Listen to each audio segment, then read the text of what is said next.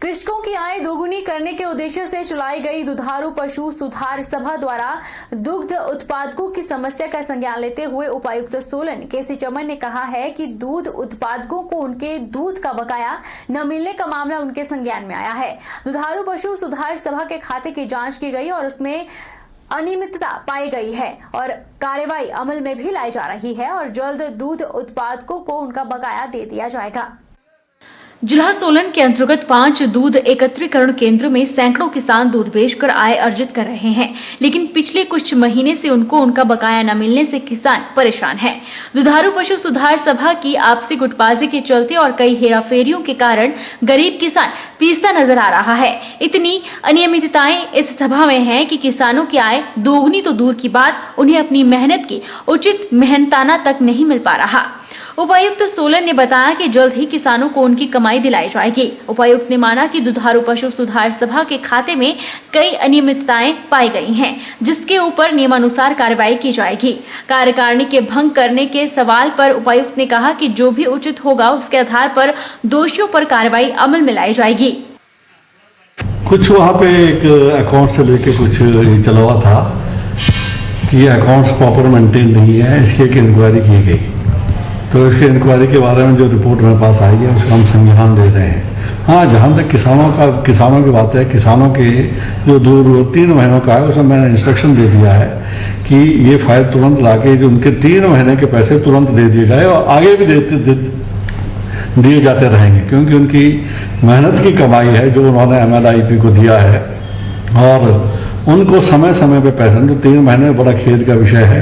मैं इसको खुद देख रहा हूँ और सुनिश्चित करूँ कि इस हफ्ते उनको पेमेंट मिल जाएगी और आगे भी इनकी पेमेंट समय समय पे एकदम महीने के अंत में मिलती रहेगी, ये हम सुनिश्चित करेंगे। ये अभी इंक्वायरी का विषय है, इंक्वायरी रिपोर्ट आ गई है, इसमें हम इसको हम स्टडी कर रहे हैं। जो भी न्यायोचित कानून के अनुसार जो के प्रावधान के अनुसार जो कदम उठाने होंगे वो हम कदम उठाएंगे, उसके अनुसार हम आगे बढ़ेंगे। लेकिन ये इसके साथ ही हम ये सुनिश्चित भी करेंगे कि किसी भी मिल्क प्रोड्यूसर जो किसान है उसका पैसा रुके ना, ये हम ये सुनिश्चित करेंगे। अब देखने वाली बात यह है कि क्या सुशासन का दावा करने वाली सरकार और प्रशासन कार्यकारिणी पर क्या उचित कार्रवाई करता है या फिर भ्रष्टाचार को शय देकर कार्यकारी जस की तस बनी रहकर किसानों का शोषण करती रहेगी।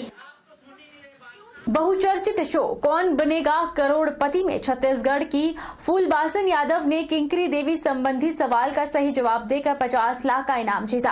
केबीसी में बच्चन ने पूछा था कि हिमाचल की कौन सी महिला को अवैध खनन रोकने और पर्यावरण संरक्षण के लिए अपने राज्य में जोरदार आवाज उठाने के लिए जाना जाता है। फूलबासन बाई के साथ इस शो में सेलिब्रिटी रेणुका साहनी भी उनके सहयोगी के रूप में शामिल थी। मेरी बात 5 तारीख को मैंने इनमें से कौन एक पर्यावरणविद थी जिन्हें अपने राज्य हिमाचल प्रदेश में अवैध खनन के खिलाफ लड़ाई लड़ने और जोरदार आवाज उठाने के लिए जाना जाता है? महिलाएं।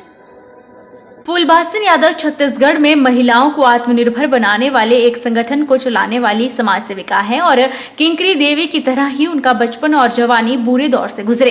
एपिसोड 12 में शुक्रवार को पूछे गए इस सवाल में संबंधित वीडियो किंकरी देवी के गृह क्षेत्र संगड़ाहा कस्बे में काफी चर्चित है।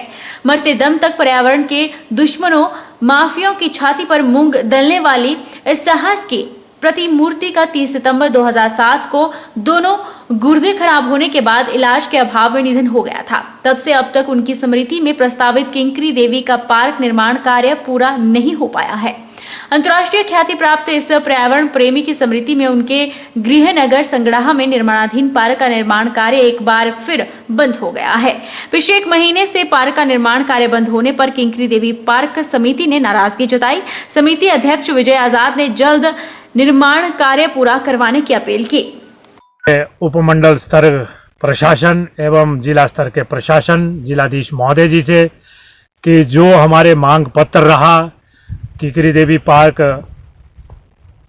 में जो हमने मांग रखी थी, किंकरी देवी के नाम से एक संग्रहालय बनना चाहिए, खेल कूद का ग्राउंड बनना चाहिए जिसमें badminton, basketball, volleyball, kabaddi, badminton इत्यादि और एक कला मंच का भी प्रावधान किया जाए। साथ साथ इसके साथ साथ टूरिज्म को बढ़ावा बनाने के लिए हमने एक विश्राम गृह का भी प्रस्ताव पारित किया था, जो कि हिमाचल प्रदेश के लोकप्रिय मुख्यमंत्री के समक्ष रखा था, जिसके लिए हमने कीकरी देवी पार्क समिति की तरफ से शिष्टमंडल मुख्यमंत्री के सचिवालय में मिला। इसके लिए मैं निवेदन करना चाहूँगा कि जो हमारा कार्य रुका है या इसमें धनराशि कम पड़ी है, इसके लिए जिला प्रशासन और प्रदेश सरकार से मेरा निवेदन रहेगा कि हमारी इस समस्याओं का निराकरण किया जाए। रुकेंगे एक छोटे से ब्रेक के लिए। ब्रेक के उस पार फौरन लौटेंगे, आप बने रहिए हमारे साथ।